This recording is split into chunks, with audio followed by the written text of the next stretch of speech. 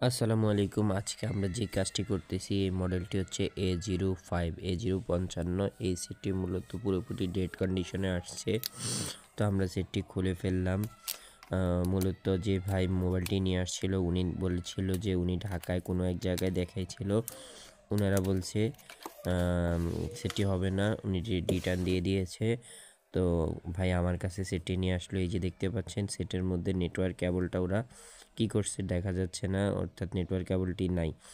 এবার আমরা সেটটি দেখুন, আমাদের সব কানেকশন ঠিক আছে, কানেকশনগুলো লুজ আছে কিনা দেখলাম। দেখার পরে আমরা এবার পাওয়ার সুইচ চেপে ধরে দেখি আমাদের সেটটি কি চালু হয় কিনা।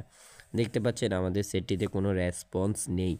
এখন এ পর্যায়ে আমরা যেহেতু কোনো সেন্স নেই, এ পর্যায়ে আমরা স্টেপ বাই স্টেপ আমাদের যে স্টেপগুলো ছিল ওই স্টেপগুলোর মাধ্যমে আমরা মেপে নির্ণয় করব আসলে আমাদের মোবাইলটি কী সমস্যা। এই জন্য আমরা আমাদের মাল্টিমিটারটি নিয়ে নিচ্ছি। এবার আমরা আমাদের প্রথম স্টেপে আমরা আমাদের ব্যাটারি ভোল্টেজটি চেক দিব। একটি সেট চলার জন্য যে ভোল্টেজটি দরকার ওই ভোল্টেজটি ব্যাটারিতে আছে কিনা। এবার আমরা আমাদের 6 পোর্ট চার্জারে লাগিয়ে দেখব আমাদের 6 পোর্ট চার্জারে কত অ্যাম্পিয়ার নেয়। আমরা 6 পোর্ট চার্জারে লাগিয়ে দিলাম। 6 পোর্ট চার্জারে আমাদের 0.6 অ্যাম্পিয়ার নেয়, কিন্তু আমাদের সেটটিতে কোনো লোগো আসে না, কোনো রেসপন্স নেই। তো এবার আমরা আমাদের বোর্ডটিকে খুলে নিব। খোলার পরে আমরা বোর্ডটিকে চারপাশে কাত করে চিৎ করে আমরা দেখব কোনো কারণে ফিজিক্যাল কোনো ড্যামেজ আছে কিনা। এরপরে আমরা কাজ শুরু করব। শুরু করার আগে আমরা দেখে নিলাম আমাদের আগে কি কি কাজ হয়েছিল। এই সেটটিতে আগে মূলত ওনারা সিপিইউ রিভলভ করছিল। আমরা এবার দেখি আমাদের ফরওয়ার্ড বায়াসে আমাদের কোনো শর্টিং দেখাচ্ছে কিনা। ফরওয়ার্ড বায়াসে আমাদের কোনো শর্টিং দেখাচ্ছে না। এবার আমরা দেখব রিভার্স বায়াসে আমাদের কোনো শর্টিং দেখাচ্ছে কিনা। আমরা দেখতে পেলাম যে আমাদের রিভার্স বায়াসেও কোনো শর্টিং ইস্যু দেখাচ্ছে না। তাহলে আমরা আমাদের পরবর্তী স্টেপে চলে যাব। পরবর্তী স্টেপে আমরা বিপিএস কয়েলের মধ্যে দেখব আমাদের বিপিএসটি কোনোভাবে শর্ট হয়ে রয়েছে কি না। দেখতে পাচ্ছেন আমাদের বিপিএসটিও শর্টিং ইস্যু নেই। এবার আমরা বিপিএস কয়েলের অপোজিট সাইডটিও দেখব কোনোভাবে কয়েল কাটা যাওয়ার কারণে কি অপর সাইড শর্ট আছে, এই সাইডে দেখাচ্ছে কি না, দেখায় না, এমনও তো হতে পারে। তো আমরা দেখলাম আমাদের বিপিএস কয়েলের উভয় পাশে কোনো শর্টিং ইস্যু নেই।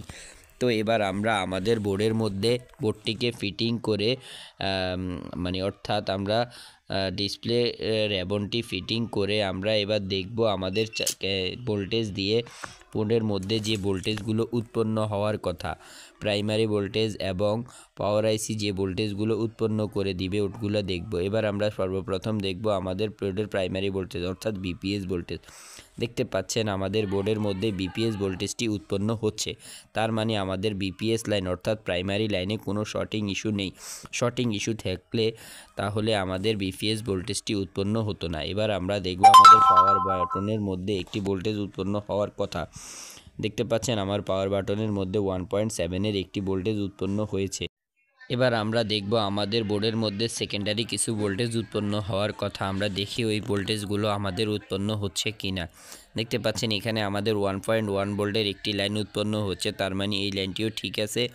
এরপর দেখুন আমাদের এখানে আরও একটি ভোল্টেজ উৎপন্ন হওয়ার কথা। এই যে দেখতে পাচ্ছেন 2.8 ভোল্টেজ উৎপন্ন হওয়ার কথা, 2.9 ভোল্টেজ উৎপন্ন হচ্ছে, তার মানে আমাদের এই লাইনটিও ঠিক আছে। এবার আমাদেরকে দেখতে হবে আমাদের ব্যাটারি চার্জ করার জন্য ব্যাটারি পজিটিভ একটি ভোল্টেজ উৎপন্ন হওয়ার কথা, হচ্ছে না। এবার আমরা দেখব আমাদের আইডি লাইনে ভোল্টেজটি উৎপন্ন হচ্ছে কিনা। আইডি লাইনে 2.7 ভোল্ট, অর্থাৎ আইডি লাইনের ভোল্টেজটি উৎপন্ন হচ্ছে 2.8 ভোল্টেজ পর্যন্ত উৎপন্ন হয়, যেহেতু সেখানে 2.7 ভোল্ট, তার মানে ভোল্টেজটি ঠিক আছে। এ পর্যায়ে আমরা বাকি চেকগুলো করলাম। বাকি চেকগুলো করার সময় আমাদের ক্যামেরা বন্ধ হয়ে গিয়েছিল, এই কারণে আমরা শেয়ার করতে পারি নাই, এজন্য আমরা আন্তরিকভাবে দুঃখিত। এরপরে আমরা চেকিং করেছিলাম আমাদের সেটটিকে। পাওয়ার সাপ্লাই লাগানোর পরে আমাদের সেটটি 5 পর্যন্ত রিডিং উঠার পরে, অর্থাৎ আমাদের 4 ডিজিটের পাওয়ার সাপ্লাইয়ের মধ্যে সেটা 50 পর্যন্ত উঠবে, আর আমাদের 3 ডিজিটের পাওয়ার সাপ্লাইয়ের মধ্যে সেটা 5 পর্যন্ত উঠে নেমে যায়। তো আমরা এরপরে নির্ণয় করে নিলাম এটা আমাদের সিপিইউ থেকে সমস্যা। আমরা এরপরে আমাদের সিপিইউটিকে উঠিয়ে আবার রিভলভ করে লাগানোর পরে আলহামদুলিল্লাহ আমাদের কাজটি হয়ে গেছে। এই যে দেখতে পাচ্ছেন আমাদের কাজটি হয়ে গেছে। আমাদের সেটের মধ্যে স্যামসাং গ্যালাক্সি লেখাটিও চলে আসছে, আর কিছুক্ষণের মধ্যে দেখবেন আমাদের মোবাইলটি ওপেন হয়ে যাবে। আজকে আমরা যেভাবে কাজটি করলাম, আমরা সর্বপ্রথম দেখেছি আমাদের সেটের প্রাইমারি ভোল্টেজটি তৈরি হয় কিনা। আমাদের সেটের প্রাইমারি ভোল্টেজটি তৈরি হলে আমরা তারপরে দেখব আমাদের সেটের পাওয়ার সেকশনটি রেডি হয়েছে কিনা। যেহেতু দেখলাম আমাদের পাওয়ার সেকশনটি রেডি আছে, এরপরে আমাদেরকে রেডি করতে হবে আমাদের কন্ট্রোলিং সেকশন। তারপরে আমাদের কন্ট্রোলিং সেকশনটি রেডি হয়ে গেলে আমাদের সেটটি ইনশাল্লাহ রান করে যাওয়ার কথা। তো আজকে আমরা এইভাবে স্টেপ বাই স্টেপ আমাদের সেটগুলোকে প্রথমে প্রাইমারি সেকশন, তারপরে পাওয়ার সেকশন, তারপরে কন্ট্রোলিং সেকশনকে রেডি করছি। এরপরে আমাদের কাজটি হয়ে গেছে ইনশাআল্লাহ। তাহলে লিকেজ দেখাইলাম, গেল লিকেজ খারাপ আর এই গেল ভালো।